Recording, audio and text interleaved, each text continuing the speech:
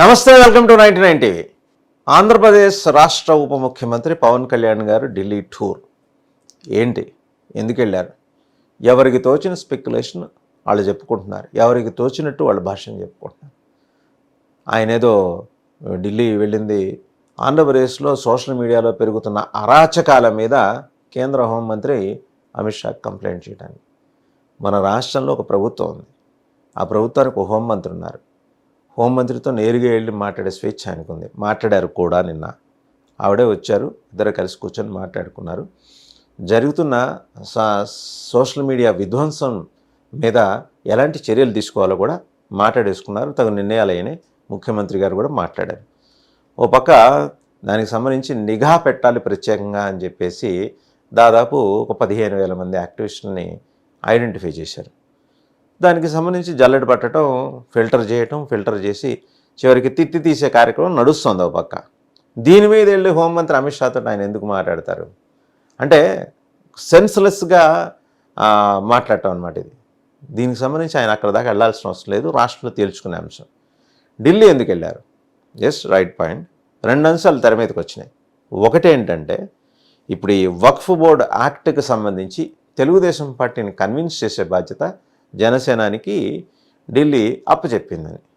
అందులో భాగంగానే కేంద్ర హోంమంత్రి అమిత్ షా ఈయన్ని ఢిల్లీ రమ్మన్నారని, అందుకోసమే వెళ్ళారని, అక్కడ మాట్లాడారని, తెలుగుదేశానికి దాని ఒకవేళ ఈ అంశం మీద ఏమన్నా అనుమానాలు, అపోహలు ఉంటే దాన్ని క్లారిఫై చేయడానికి, వాటి మీద సమగ్రంగా వివరణ ఇచ్చి తెలుగుదేశాన్ని కన్విన్స్ చేయడం కోసం పవన్ కళ్యాణ్ గుడ్ ఆఫీసర్స్ ఉపయోగించుకోవాలని చెప్పేసి కేంద్ర ప్రభుత్వం నిర్ణయించింది. అక్కడ బీజేపీ కాదు, కేంద్ర ప్రభుత్వం నిర్ణయించింది.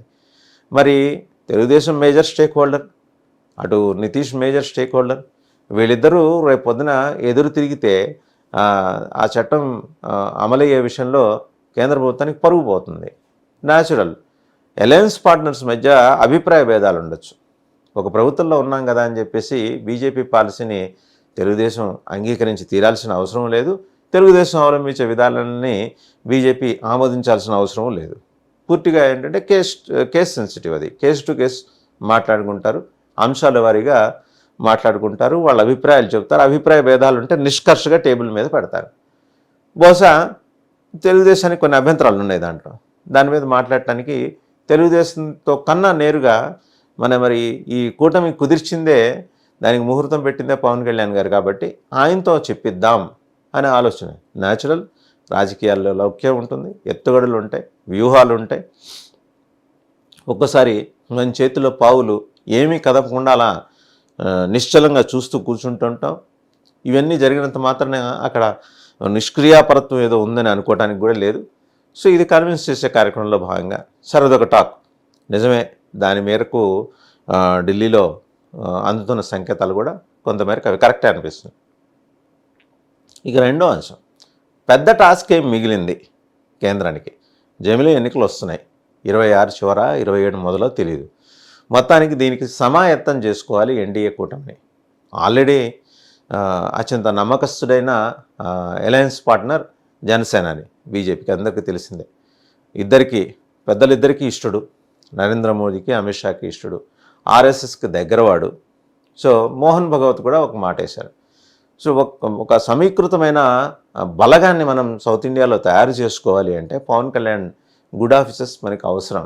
సో ఆల్రెడీ ఆయన సనాతన ధర్మ పరిరక్షణకు కట్టుబడి ఆ దిశగా ఒక బోర్డు ఏర్పాటు చేయాలని కేంద్రాన్ని కోరిన నేపథ్యంలో దానికి సంబంధించిన సాధ్యాసాధ్యాలు ఎలా ఉంటాయి, తర్జనభర్జనలు జరిగితే సమాధానాలు ఎవరిస్తారు, ఫార్ములా తయారు చేసుకునేప్పుడు స్టేక్ హోల్డర్స్గా ఎవరెవరిని ఉంచాలి, కేవలం హిందూ ఆర్గనైజేషన్స్గా ప్రజల్లోకి వెళ్ళిపోయిన విశ్వ హిందూ పరిషత్, లేకపోతే దాని కొంచెం అగ్రెసివ్ ఫామ్ అయిన భజరంగ్ దళ్, ఇంకా ఇతరత్ర హిందూ వాహిని, ఇలాంటి బోల్డెన్ సంస్థలు ఉన్నాయి, వీళ్ళందరినీ ఇన్వాల్వ్ చేయాలా?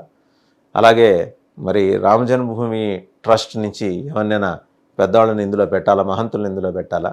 ఆ బోర్డు సంబంధించిన కార్యక్రమ వివరాలు ఏంటి? దీనికి సంబంధించి ఆర్ఎస్ఎస్ కోరింది బీజేపీని, మీరు సమావేశం ఒకటి నిర్వహించి దీనికి కర్తృత్వ బాధ్యతని, అంటే దీన్ని ముందు తీసుకెళ్లే బాధ్యతని పవన్ కళ్యాణ్ గారికి అప్పచెప్తే, ఆల్రెడీ ఆయన సనాతన ధర్మం పరిరక్షణ కోసం నడుం కట్టుకొని ఉన్నారు కాబట్టి ఆయన ఆధ్వర్యంలో ఈ బోర్డుని లీడ్ చేస్తే బాగుంటుంది అని చెప్పేసి కేంద్ర స్థాయిలో దానికి ఒక చట్టబద్ధత కల్పించేందుకు కావాల్సిన వ్యవస్థని, సామాగ్రిని కేంద్ర ప్రభుత్వం రెడీ చేస్తుంది. అందులో భాగంగానే ఆయన్ని పిలిపించారని చెప్పేసి ఢిల్లీ నుంచి ఉన్న సమాచారం. ఇందులో ఎవరెవరు వస్తారు స్టేక్ హోల్డర్స్? భారతదేశంలో ఉన్న 29 రాష్ట్రాల్లో ప్రతి రాష్ట్రం నుంచి ఖచ్చితంగా ఉండాలి. హిందువులు మైనారిటీగా ఉన్న రాష్ట్రాలు కావచ్చు, జమ్మూ కాశ్మీర్ కావచ్చు, అలాగే నార్త్ ఈస్టర్న్ స్టేట్స్ కావచ్చు, ఇలాంటి చోట. అలాగే మరి మిగిలిన రాష్ట్రాల్లో పేరుకి మెజారిటీ అయినప్పటికీ వాళ్ళు ఎదుర్కొంటున్న అట్రాసిటీస్, అత్యాచారాలు హిందువుల మీద, ప్రత్యేకించి మతపరమైన, ధార్మికపరమైన ఒక పండగలో లేకపోతే ఒక పెద్ద ఈ జాతర తరహా వాతావరణాల్లో ఉన్నప్పుడు ఎదురవుతున్న ఇబ్బందులు ఏంటి, అండ్ వీటన్నిటినీ ఒకే ఛత్రం కిందకి తీసుకురావాల్సిన అవసరం ఎందుకు వచ్చింది, ఇవన్నీ కన్విన్స్ చేయాలి. మేము ఫలానా వాళ్ళందరూ మా స్టేక్ హోల్డర్స్ని కేంద్ర ప్రభుత్వం సింపుల్గా అనౌన్స్ చేసి కూర్చుంటే సరిపోదు. వాళ్ళని ఒక తాటి మీద తీసుకురావాలి, అభిప్రాయాలు సేకరించాలి. మహంతులు ఉంటారు, సాధువులు ఉంటారు, అలాగే మఠాధిపతులు, పీఠాధిపతులు ఉంటారు. వీళ్ళందరితోనూ మాట్లాడాలి. సామాన్య ప్రజల్ని కూడా స్టేక్ హోల్డర్స్గా చేయాలి. ఇది పవన్ కళ్యాణ్ గారి ఆలోచన. ఆయన షేర్ చేసుకుంది అదే. అలాగే ఆర్ఎస్ఎస్ ఏంటంటే దాంట్లో కొంత ఉదారవాద విధానాలున్న ఆర్ఎస్ఎస్ సీనియర్ నాయకులు, వాళ్ళ నాయకులు అనే మాటను అంగీకరించరు. వాళ్ళకి సపరేట్ టెర్మినాలజీ ఉంటుంది, వాళ్ళని ఎట్లా పిలవాలో ఏంటో. సో అటువంటి నాయకులను ఐడెంటిఫై చేసి వీళ్లతో కలిపి సనాతన ధర్మ పరిరక్షణ బోర్డుతో కలిపి వాళ్ళని ముందుకు నడిపించడానికి కావాల్సిన గైడ్ లైన్స్ ఫ్రేమ్ చేయడం కోసం పవన్ కళ్యాణ్ గారితో హోంమంత్రి అమిత్ షా సమావేశం జరిగిందనేది స్పష్టం. ఇంతకన్నా హిందూ వ్యారియర్ రాబోయే రోజుల్లో దక్షిణ భారతదేశం నుంచి వాళ్ళకి దొరకరనేది బీజేపీకి అర్థమైంది. అలాగే ఐడెంటిఫై చేసింది ముందర నరేంద్ర మోడీ కాబట్టి ఇటువంటి ఒక వ్యారియర్ లక్షణాలు ఉన్నాయి. ఆయన కమాండర్ ఇన్ చీఫే కాకుండా సైమల్టేనియస్గా వ్యారియర్ కూడా. సైన్యాధ్యక్షుడు ఆర్డర్స్ ఇస్తే సరిపోతుంది, సైన్యం చేసుకుపోతుంది.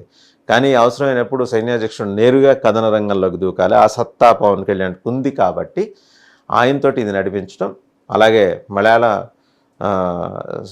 స్టార్ నటుడు సురేష్ గోపి కేంద్ర మంత్రి, అలాగే తమిళనాడు నుంచి అన్నామలై, ఇలాగే కర్ణాటక నుంచి ఇంకా యంగ్స్టర్స్ ఉన్నారు. ఆల్రెడీ ఎస్టాబ్లిష్డ్ పార్టీ అక్కడ బీజేపీ, సో వాళ్ళకి ఇబ్బంది లేదు. ఆంధ్రప్రదేశ్కి తెలంగాణ నుంచి కూడా ఉన్నారు. అండ్ ఆంధ్రప్రదేశ్లో చూస్తే బీజేపీ స్వయం ప్రకాశ పార్టీ కాదు కాబట్టి, తనంతట తాను వెలిగే పార్టీ కాదు కాబట్టి, జనసేన మీద బ్యాంక్ అయి ఉంది కాబట్టి ఈ బాధ్యత పవన్ కళ్యాణ్కి అప్పచెప్తే ఆ ఛత్రం కింద ఆంధ్రప్రదేశ్లో బీజేపీని విస్తరించుకోవడానికి కూడా రాజకీయంగా ఉండే ఈ సాధ్యాసాధ్యాలన్నింటినీ కూడా బీజేపీ అధిష్టానం పరిశీలిస్తుంది. సో వీటన్నిటి మీద అన్నట్టు మొత్తానికి ఏంటంటే వచ్చే తెలుగు సంవత్సరానికి, కొత్త సంవత్సరానికల్లా సనాతన ధర్మ పరిరక్షణ బోర్డు పూర్తి స్థాయిలో ఏర్పాటవుతుంది. దాని బాధ్యతలు కేంద్ర స్థాయిలో పవన్ కళ్యాణ్ చేపట్టబోతున్నారు.